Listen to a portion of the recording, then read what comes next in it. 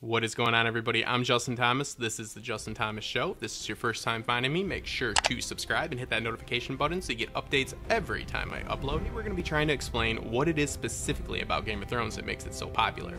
Not only popular with fans like myself, or hardcore fans like probably you guys watching this video, but Game of Thrones has managed to actually expand its reach to just about everyone. For us to be this passionate about it, there has to be something more to this show. So that's exactly what we're going to try to find out today.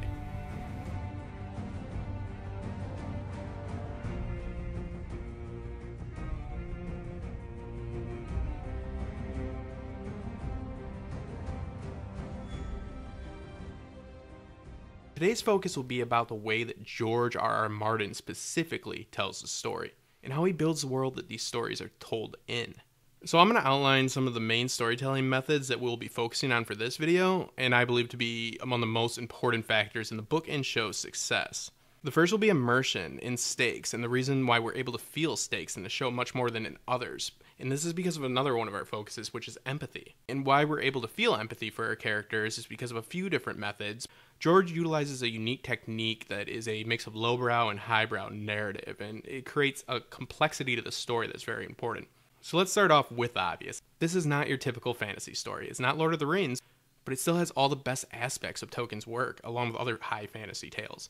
So no matter what a few people in this world that haven't seen or don't like the show say, it's not a show that's about dragons and zombies. They're not zombies anyways. Game of Thrones and A Song of Ice and Fire novels provide a symbolic commentary on the main social and political issues of today. And this takes place in a world that might have a high fantasy backdrop, but this world contains real people. And George doesn't change the scenery to achieve the humanization of characters. He simply writes his characters as actual people, which sounds simple and like it would be a given, but trust me, it's not. Take a look at some of the other popular shows right now and try to find one or two main characters that you really care about, you can relate to, and you have empathy for. And then see if you can find about 30 other characters in the same series. Walking Dead is the closest thing, and it's a distant second. So Thrones is not your typical fantasy series. With your basic good versus evil, the series destroys these tropes, but more importantly, it rebuilds them in a very entertaining and far more relatable way. George embraces the idea that there are no people out there that are just good or bad. They're just people. And real people are complex. He also manages to make us relate to these people, despite the characters existing in a story that has a high fantasy backdrop. This is very compelling and gives us the best of both worlds, which is getting both the simple enjoyment from stunning visuals and action sequences, as well as achieving intellectual satisfaction by not sticking to your stereotypical fantasy. George is able to implicate a tactic that was famously used by Shakespeare. This is mixing the low brow with the highbrow. I was here, I killed my father with a crossbow. Last time I was here, you killed my son with wildfire. You admit you poisoned the king? No. Of that I'm innocent. I'm guilty of a far more monstrous crime. I'm guilty of being a dwarf. You're not on trial for being a dwarf. Oh, yes I am. I've been on trial for that my entire life. This is a little bit further in a moment, but what this means for George's world building is he's able to utilize the fantasy world to give us the action sequences, as well as address modern day issues, everything from global warming to immigration, women's rights. He tackles our current social constructs and socioeconomic issues. And he can do this by cloaking them with the primitive high fantasy ways of Westeros. But for those paying attention, it really adds to the immersion. And it can be really easy for somebody to ignore these issues because they happen in such an absurd place. But then when they really realize this, they realize that these are the same issues that are happening in our modern day society. So this is really where it's fair to say that this is not a story about dragons and zombies. Even if there's these aspects like dragons and White Walkers, it's not as absurd. When you create a world as well as George does, and you set the rules, and when it's done right and you stick to these rules, and you're consistent with these rules, for all intents and purposes, all this becomes fact. This is an area where Dan and Dave have recently fell short. They break their own rules constantly at it. At an alarmingly rapid pace sometimes, in the same episodes even. And if you tell us something can happen, like a white can't go south of the wall, or they can't swim, and then you have those exact same things happen immediately after, the immersion is broke because you essentially just lied to the viewer. And if the author, creator, whatever lies to the viewer, the world and everything in it just starts to fall apart.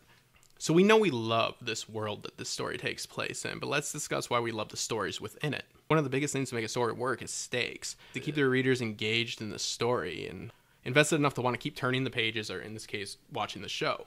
So how does Game of Thrones do as far as creating stakes? Well, up until recently, incredibly well. An example of a great way to really give your story stakes is to utilize what's called the timeline or the ticking time bomb.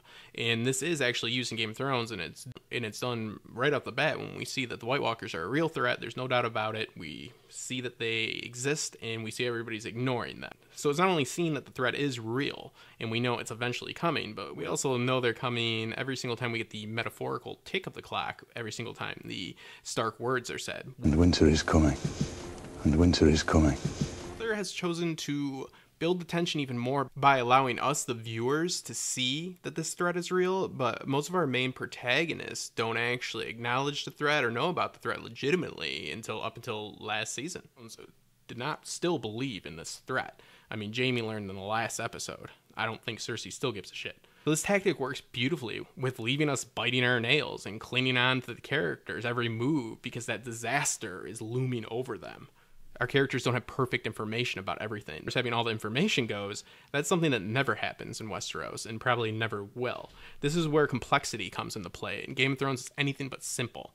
It leaves us constantly guessing. It takes basic rules of storytelling and it breaks them time and time again and keeps us on our feet. Also, if you want to have real stakes on the line, then it doesn't get much higher than the alarming amount of main characters' deaths. I mean, George pulls no punches with this one. He immediately lets us know that this is not your typical hero narrative when he takes Ned Stark's head in episode 9 of the first season, not even the finale. Nothing says no one's safe like a red wedding clearing out a whole army and family of favorites. Again, this has unfortunately been lost to some extent with the recent season. The characters seem to be invincible now, but that's for another video. As for empathy, George is famous for giving his characters disabilities. Everybody has one. Whether it's Jaime's hand, Jon's supposed thought low birth, Tyrion's height, Bran just being a woman in a feudal society where she's trying to be a knight, Ned Stark's honor is actually a disability for him.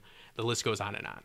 And yes, the disabilities ground our characters and bring out their true qualities once they don't have a crutch to hide behind, like Jaime's sword arm. This is just as important as the complexity of these characters. It makes them easy to empathize with. If you rewatch the series from the beginning, you'll notice the characters you might have hated for the first time around until certain points, like Jaime, for example. Upon your rewatch, you'll notice that formerly disregarded redeeming qualities, such as Jaime's love for his family, and specifically him and Tyrion's relationship. Jaime's behavior with Ned is certainly not a gleaming example of a great guy, but upon knowing the full story, you can see why he isn't fond of Ned Stark. I wouldn't be either. This reigns true for all of our characters. They're all complex, even confusing, just like real people. And lastly, it's not a story, it's a saga.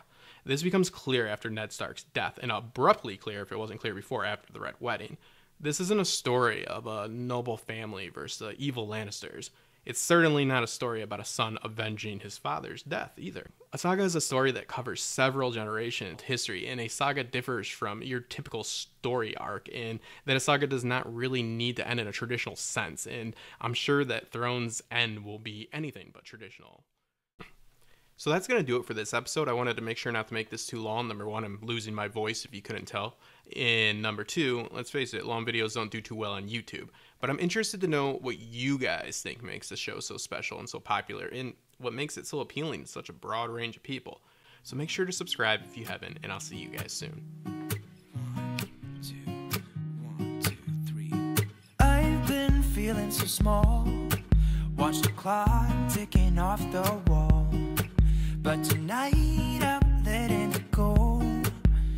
Spend my coin for sure. I'm gonna be myself, or I could be someone else. No one's stopping me now. I'm gonna skip my breaks. I'm gonna make